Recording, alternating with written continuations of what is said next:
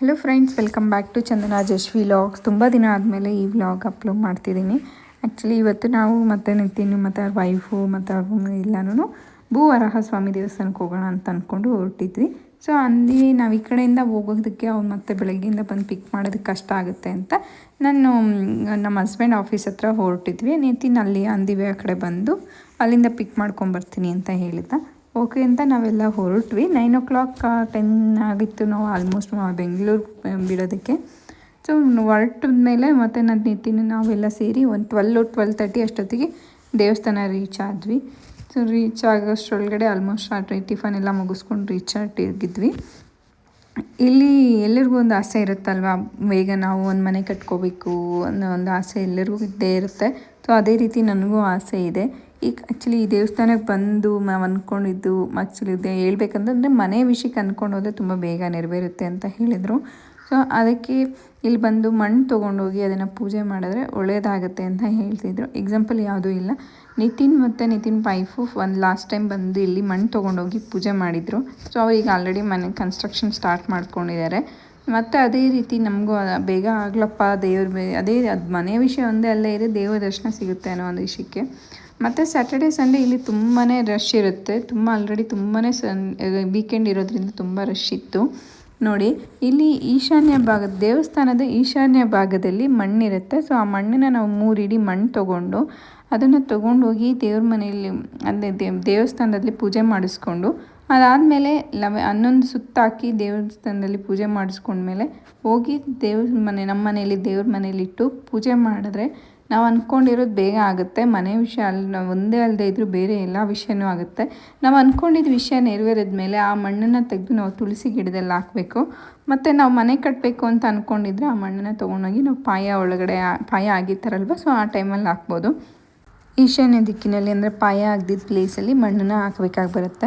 ಮತ್ತು ಮಣ್ಣು ಮನೆ ಕಟ್ಟಬೇಕು ಅಂತ ಅಂದ್ಕೊಂಡು ಮಣ್ಣು ತೊಗೊಂಡೋಗಿರೋರು ಮತ್ತೆ ಬಂದು ಆ ಮನೆ ಪಾಯ ಎಲ್ಲ ಆದಮೇಲೆ ಗೋಡೆ ಸ್ಟಾರ್ಟ್ ಮಾಡೋಕ್ಕೂ ಮೊದಲು ಇಲ್ಲಿ 2 ಇಟ್ಟಿಗೆನ ತೊಗೊಂಡು 1 ಇಟ್ಟಿಗೆನ ದೇವಸ್ಥಾನಕ್ಕೆ ಕೊಟ್ಟು ಇನ್ನೊಂದು ಇಟ್ಟಿಗೆನ ಮನೆಗೆ ತೊಗೊಂಡೋಗ್ಬೇಕಾಗತ್ತೆ. ಅಲ್ಲಿ ಪೂಜೆ ಮಾಡಿಸ್ಕೊಂಡು ಸೊ ಮನೆಗೆ ಮತ್ತು ಕಟ್ಟಬೇಕಾದ್ರೆ ಈಶಾನ್ಯ ದಿಕ್ಕಿನಿಂದ ಗೋಡೆನ ಸ್ಟಾರ್ಟ್ ಮಾಡೋದ್ರಿಂದ ದೇವರು ಒಳ್ಳೇದು ಮಾಡುತ್ತೆ ಮತ್ತು ಅಂದ್ಕೊಂಡಿದ್ದ ಕೆಲಸ ಎಲ್ಲ ಚೆನ್ನಾಗಾಗುತ್ತೆ ಅನ್ನೋ ಒಂದು ಒಳ್ಳೆಯದು. ಮತ್ತು ನಾವು 11 ಸುತ್ತು ಕಂಪ್ಲೀಟ್ ಮಾಡಾದಮೇಲೆ ಬಂದು ದೇವ್ರ ಹತ್ರ ಮಣ್ಣಿನ ಅರ್ಚನೆ ಮಾಡಿಸಿ ಮಣ್ಣಿಗೆ ಪೂಜೆ ಮಾಡಿಸ್ತಿದ್ವಿ. ಅಲ್ಲಿ 500-700 ಎಲ್ಲ ಮಣ್ಣಿಗೂ ಪೂಜೆ ಮಾಡ್ತಿರ್ತಾರೆ. ನೀವು ಯಾರಾದರೂ ಭೂವರಾಹ ಸ್ವಾಮಿ ದೇವಸ್ಥಾನಕ್ಕೆ ಬಂದಿದ್ದರೆ ಇಮೇಲ್ ಕಮೆಂಟ್ ಮಾಡಿ ಮತ್ತು ನನ್ನ ಚಾನಲ್ನ ಸಬ್ಸ್ಕ್ರೈಬ್ ಮಾಡಿ.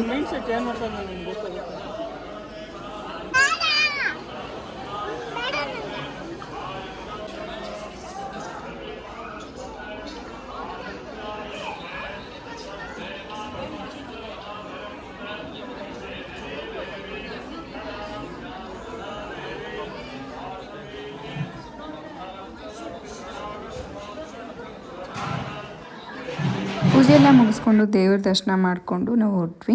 ಅಲ್ಲೇ ದೇವಸ್ಥಾನದಿಂದನೇ ಅನ್ನದಾನ ಮಾಡ್ತಿರ್ತಾರೆ. ಸೊ ಅಲ್ಲೇ ಹೋಗಿ ನಾವು ಊಟ ಮಾಡಿಕೊಂಡು ಅಲ್ಲಿಂದ ಪಕ್ಕದಲ್ಲೇ ಇದ್ದಿದ್ದ ಹೇಮಾವತಿ ನದಿ ಈಗ ಮಳೆಗಾಲ ಅಲ್ವಾ, ನದಿ ತುಂಬಾ ತುಂಬಿ ಹರಿತಿತ್ತು. ನೋಡೋದಕ್ಕಂತೂ ತುಂಬಾ ಖುಷಿ ಆಗ್ತಿತ್ತು. ಸೊ ಅಲ್ಲಿ ಹೋಗಿ ಒಂದು ಸ್ವಲ್ಪ ಹೊತ್ತಿದ್ದು ಆಮೇಲೆ ಫೋಟೋಸು ಮತ್ತು ಸ್ನ್ಯಾಕ್ಸ್ ಎಲ್ಲ ಅಲ್ಲೇ ಇತ್ತು. ಕಬ್ಬಿನ ಹಾಲು ಮತ್ತು ಚುರುಮುರಿ ಎಲ್ಲ ಇರ್ತಿತ್ತು. ಸೊ ಅದೆಲ್ಲ ತಿಂದ್ಕೊಂಡು ನಾವು ಹೊರಟ್ವಿ. ಆಲ್ಮೋಸ್ಟ್ ಒಂದು 2:30 ಆಗಿತ್ತು ನಾವು ದೇವಸ್ಥಾನ ಬಿಡೋಷ್ಟರಲ್ಲಿ. ಆಂದಿವೇ ಬರ್ತಾ ನಮ್ಗೆ ಗಾಣದ ಮನೆಗೆ ಕಾಣಿಸ್ತು. ಸೊ ಗಾಣದ ಮನೆಗೆ ಹೋಗಬೇಕು ಅಂತ ಅಂದ್ಕೊಂಡು ಗಾಣದ ಮನೆಗೆ ಹೊರಟ್ವಿ. ಬಟ್ ಆ್ಯಕ್ಚುಲಿ ಹೇಳ್ಬೇಕಂದ್ರೆ ನಾನು ಫಸ್ಟ್ ಟೈಮ್ ನೋಡ್ತಿರೋದು ಗಾಣದ ಮನೆ ಅನ್ನೋದೆಲ್ಲನೂ. ದೂರದಿಂದ ಲಾಸ್ಟ್ ಟೈಮ್ ಮೈಸೂರು ಕಡೆಯೆಲ್ಲ ಹೋದಾಗ ನೋಡಿದ್ವಿ, ಬಟ್ ಹತ್ತಿರದಿಂದ ನೋಡಿದ್ದೆ ಫಸ್ಟ್ ಟೈಮು ಆಲೆ ಮನೆ ಅನ್ನೋದನ್ನು.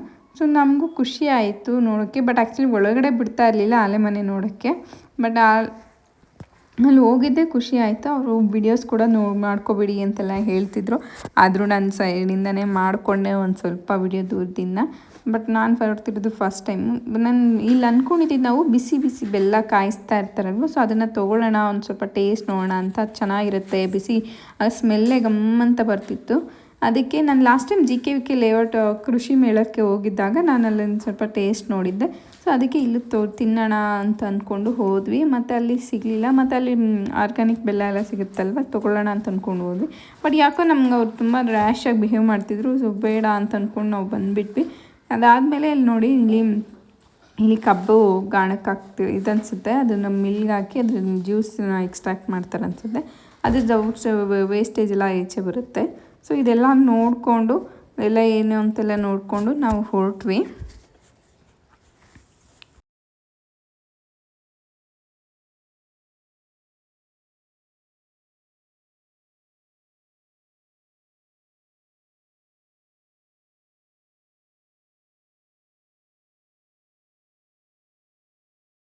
ನಾವು ಬೆಂಗಳೂರು ರೀಚ್ ಆಗ್ತಿದ್ವಿ. ಆಲ್ಮೋಸ್ಟ್ ನಾನು ಮನೆಗೆ ರೀಚ್ ಆಗಿದ್ದೆ 9:30 ಆಗಿತ್ತು ನಾನು ಮನೆಗೆ ರೀಚ್ ಆಗಬೇಕಾದ್ರೆ.